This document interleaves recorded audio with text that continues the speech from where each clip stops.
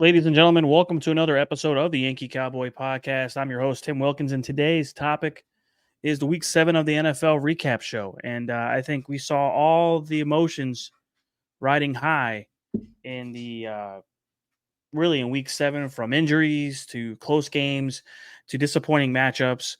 We saw it all here on Week 7. I think it's something we need to get ourselves into. And we really truly need to get into that. If you look at the schedule, I'll kind of go over it. The Thursday game was unique in itself with the Broncos and the Saints, and that was a 33-10 onslaught by the Broncos with Spencer Rattler having a kind of a disappointing showing. They're only putting up 10 points on the board. Uh, you know, overall, just a good showing by the Broncos there on Thursday night. And then the Sunday games kind of went all over the place. It kind of went to hell in a handbasket on the Sunday games. Early window for the London game with the Jaguars and Patriots. And then you have the late window at 8 o'clock in the afternoon or 7 o'clock in the afternoon being the Jets and the Steelers. Probably the game of the week, arguably, was the rematch of the Super Bowl between the 49ers and Chiefs. That was probably not voted on by the game of the week, but that was what was slated to be the game of the week. And in a reaction to that, there were many games that surprised us here at the show. And we genuinely believed that the game of the week was the Vikings and the Lions game for sure. And definitely, even the Monday night game between the Ravens and the Buccaneers, definitely put on a show for the fans watching at home, even in person. But let's get right into it, shall we? Let's kind of go over what we need to go over and kind of go through the storylines here. There's some serious injury implications that I think we need to discuss, as well as trades as well, because we're getting closer to the trade deadline. As of this recording right now, the rumor right now is that the Chiefs are working on a deal for the Titans, DeAndre Hopkins. That's as rumor as of 11 a.m. Eastern time on the 23rd of October. Now, if that deal gets done, that'll be a huge, huge onslaught of just success for the Chiefs there, and they'll keep that that wagon rolling. So, unfortunately, the disappointing game of the week for me as a Patriots fan was the Jaguars versus the Patriots in London. I'm disappointed because of the fact that statistically, when you look at this, the game was 10-0 going into the second quarter or midway through the second quarter, and the Jacksonville Jaguars scored 22 unanswered points. Drake May just had himself kind of a wishy-washy day. Hunter Henry still 8 reception, 92 yards, so he was still productive, but it's just a disappointing showing. I'm also disappointed by Gerard Mayo's comments after the game saying that the team is soft. And I think Bill Belichick's comments on Monday is telling of how any player should feel on the defensive side of the ball that was ranked number 1 in run defense, which was the New England Patriots last year. I think legitimately you go through this list of games, Seahawks and Falcons. Seahawks really did a great job against the Falcons. Falcons only put up 14 points on the board, but Seahawks stayed on time and on schedule. And it just, Robinson for the Falcons ran for about over 103 yards. DJ Metcalf, I believe, left the game with an injury. I'm not sure if he returned or not. I don't exactly remember. But the big game for me was the Bills and Titans game. That was obviously a Bills victory. And it was Amari Cooper's debut as a Bill after the trade from the Cleveland Browns, which we'll get to the Browns and the Bengals game here in a second. But this game was, the Bills, I didn't expect much of that game other than a victory from the Bills, and it looked like they were on schedule. So the Browns and the Bengals game was probably and arguably the most disappointing game of the week. Besides my Patriots and Jaguars game, mainly because of the fan reaction to Deshaun Watson getting injured. The team is 1-5 going into that game.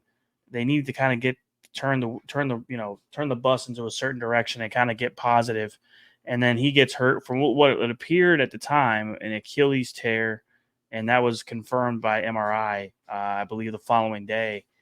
And they cheered for him to get hurt. And Jameis Winston came in after the backup quarterback got hurt. So Jameis Winston's probably going to be slated to play week 8 for the Browns. And then you kind of got into the more exciting matchups of the week, which I truly saw something unique about football is that, there's some parity in it. For example, the Texans and the Packers. That game came down to the wire with a Brandon McManus field goal. Jordan Love played well. Joe Nixon played well. Just a good back and forth game, and that's what that was. And the Packers won that game on a field goal, and it was probably one of the better matchups of the week, just because it was a back and forth defensive display. And the Colts and the Dolphins wasn't really much to talk about. Anthony Richardson returned back. Really didn't put much of a showing on the stat sheet line. But the Dolphins are going to be the Dolphins right now. Tua Tagovailoa is supposed to return on week 8, which I'm not really going to be surprised that they kind of keep him regimented on what they're going to do. But really, I wasn't surprised by the Dolphins not putting up much there. The game of the week, in my view, was a couple of them, really. We'll talk about the games of the week that I thought were really, really monumental here in a brief second. But the Rams and Raiders, that was a close game in the 4 o'clock window. There's even trade rumors going on right now for Matthew Stafford and Sam Darnold being spread around. And, the Rams forced 4 turnovers and are only held to 20 points. So that's really ridiculous if you ask me.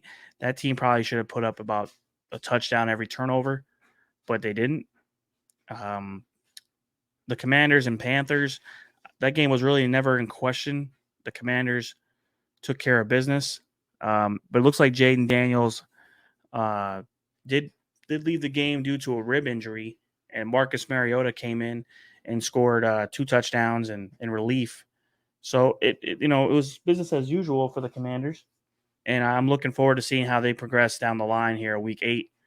But like I said, the 3 games really to pay attention to, I genuinely believe, were the Lions and Vikings, and genuinely I thought Brian Flores' defense was going to really, really kind of shut down the Lions, and in reality, that was not what happened. It was 10-0 going into the second quarter. Then the Lions scored 21 unanswered points. Then it basically split 7-7 in the third, and then the Vikings scored 12 points in the fourth. So, Jared Goff did his thing.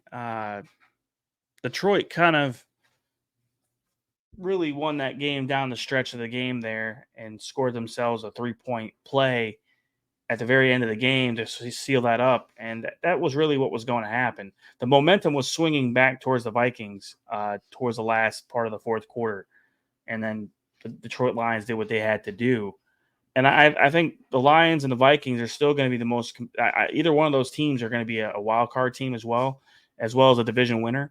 And as well as you have the Packers, they're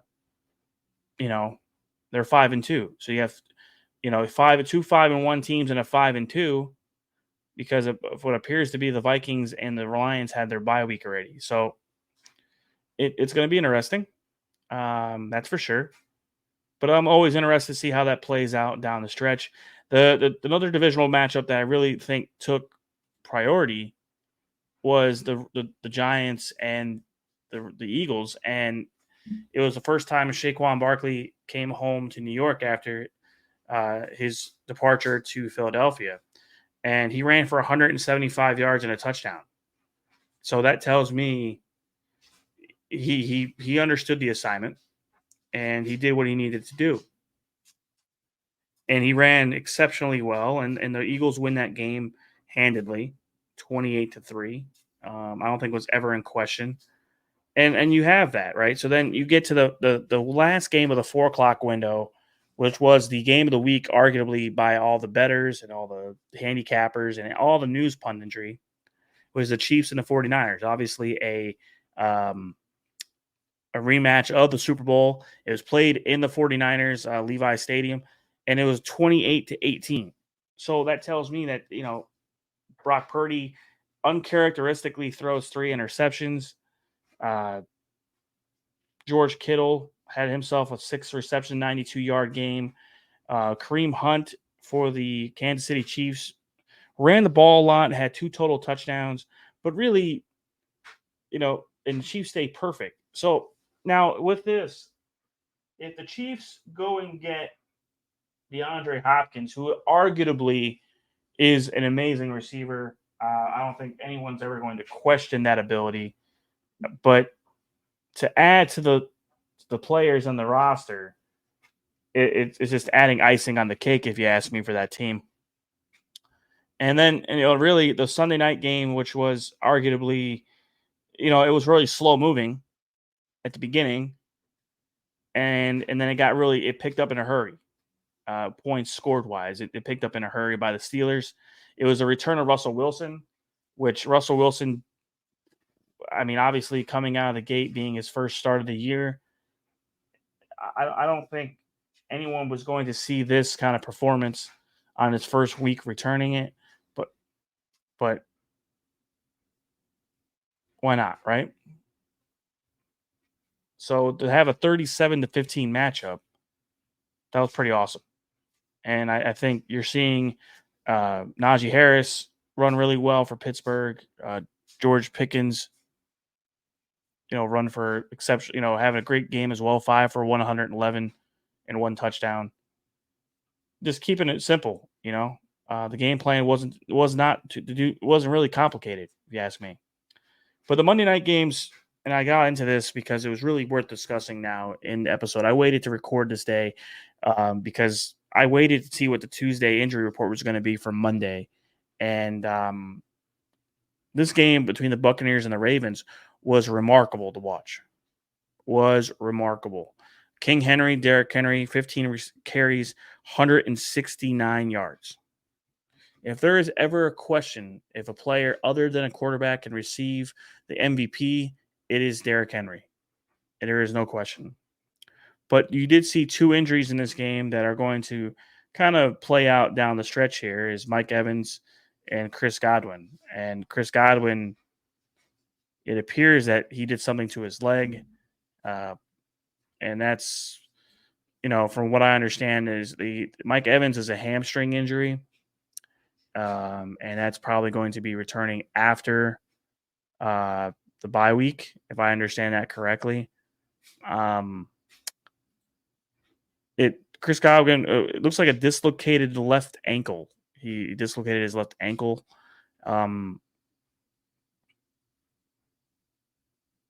But Mike Evans, however, that's a moderate hamstring strain and will be sidelined probably till after the bye week. And that he had some hamstring tightness going into this, but we see that now the big thing about the Godwin injury is that it reportedly, as reported by ESPN as of Tuesday morning, was that proposingly that it might have been a hip drop tackle, which those plays have tried to been enforced as a unsafe play, and they are going to be penalized as such. So for them to really to kind of see that play out, Chris Godwin, I think, was probably one of the most unspoken heroes of the Super Bowl win for the Tampa Bay Buccaneers with Tom Brady. And, I see that being, it's genuinely going to be different. And for them going down the stretch, that's for sure. This week, though, I think we're going to see a lot of great things play out here in the NFL Week 8. And I mean, if you look at the scores, you look at the preview of the games, Week 8, you got the Vikings and the Rams on Thursday, which is probably going to be a good game. It's being played at SoFi in California. you have the Jets and the Patriots. Not really worth talking about there. Falcons, Buccaneers. That might be an interesting game now with the injuries for the Buccaneers. Uh, really, the Cowboys and the 49ers are at the Sunday night game. And I believe Colts and Texans are in Houston this week, which that should be hopefully a decent matchup. Ravens and Browns are playing, which I don't see that being any competitiveness. But we might be surprised this week, ladies and gentlemen. I think we're going to see some really key differences of, some offensively, but see how it plays out. So, hope everyone joins me again. Once again, I appreciate you joining me, and hope everyone has a great weekend. Enjoys week 8. Thank you very much.